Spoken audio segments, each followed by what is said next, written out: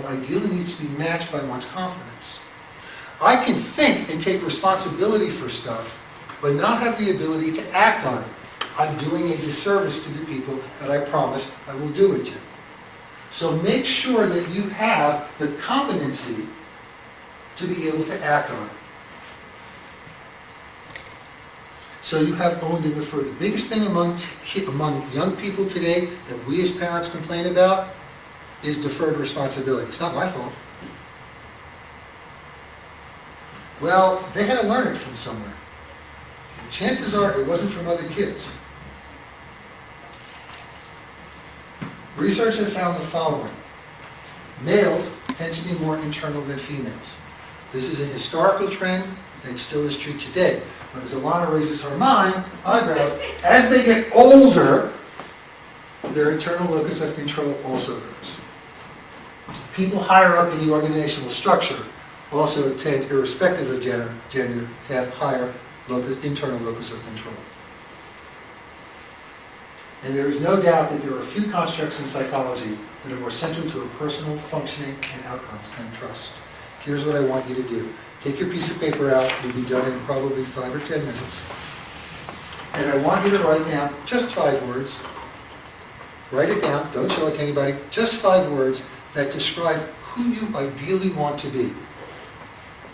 I want you to write down your ideal self. 5 words. Your ideal self. 5 words to describe your ideal self.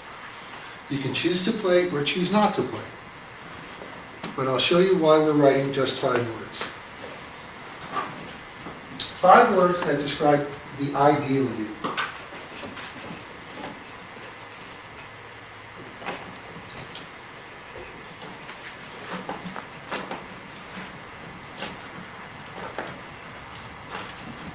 Oh boy.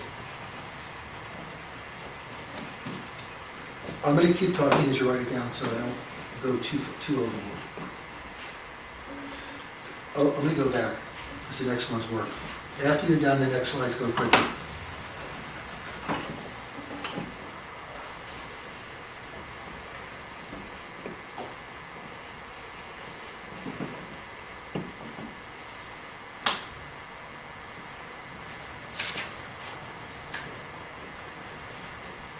Everybody set? 30 seconds. Just 5 words. Okay, here it comes. Screen is going live. You don't have to push your limits. All you have to do is simply look at themselves in the mirror.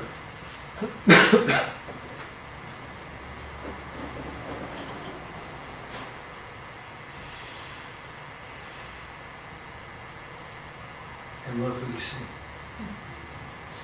That's all you need to do. There's no magic to it. Just look in the mirror and love who you see. You don't have to like who you see all the time, but you need to love who you see all the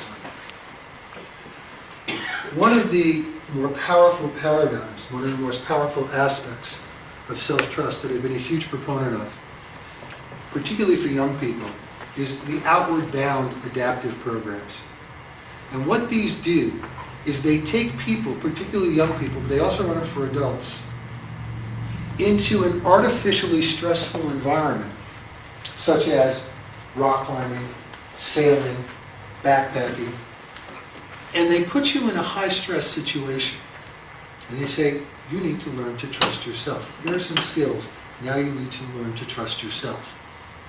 If our parents, if our partners, if their parents did all of the work for us, how do we learn to trust ourselves? Where do we get our instincts, our stripes from? So where does that come from? If our parents did it for us and now we're doing it to our children. They need to make mistakes. You need to slip. You need to know that there's a belay line there. If you fall, someone will catch you, but you need to take the risk and reach. You might fall, you won't die. You get scared. And they're pretty powerful, those programs. So transformation is another critical milepost in the journey to becoming self-influent. You can think it. You can say, yes, I know me, I trust me. Now you have to act. One of the things that I learned in training for marathons, and I learned this from the Kenyans. The Kenyans had a philosophy about training for marathons. They said, never do anything in training in one day that will interfere with your training on the next day. Never push your limits beyond the point at which you injure yourself so you can't train the next day. Know your limits. But unless you push, you don't know your limits. So you need to keep going, and you need to create an internal and an external impact on your life space. You need to act. Intimacy. It's a state of being intimate. Close familiar, close association with detailed knowledge and deep understanding of a person, place. And the last definition that the dictionary gives, because when I told people about this workshop, they said, you're going to talk about sex? Is sex. The last definition in the dictionary about intimacy is sexuality. And make no mistake about it, they're not related. You can be intimate and not have sex. And you can have sex and not be intimate. They're not related. Intimacy is loving yourself. And that's the beginning of it. Again, I want to keep coming back to you. You don't have to like everything you do. There's a difference between liking and loving, but you need to love yourself. And you need to have the ability and the choice to be close, loving, real and vulnerable with oneself, with family, and close friends.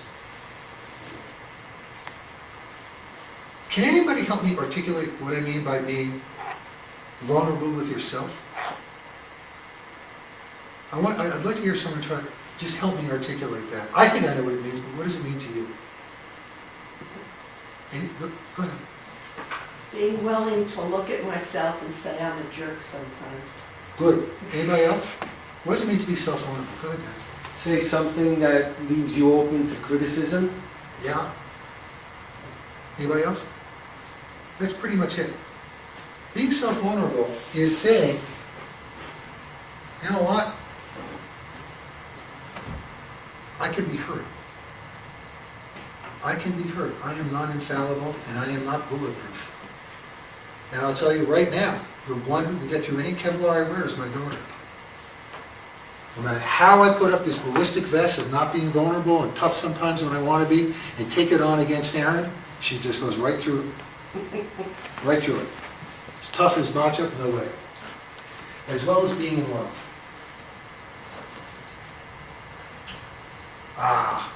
My favorite picture in the entire workshop. Intimacy is not a static movement like a statue. It's reciprocal and dynamic like a dance. There are times I am ugly. There are times I don't like me. There are times I smell. There are times my hair is unkempt. I have stomach acid. My breath smells. My feet smell. I'm flatulating. I don't want to be intimate with myself. There are times I'm confused. There are times that I'm a jerk. There are times, as I tell some people at Breakfast at Perks, I dance in my a-holeness. I don't want to be with people. I don't like me at that time. And it's a dance. And I walk away from it, but I come back to it. It's an ebb and flow in your moods. It's a dynamic thing. And no matter how threatening it is to some people, you try to stay stoic. And you try not to meet your partner. Because to meet your partner, you think is weakness. We're going to get into that in relationships.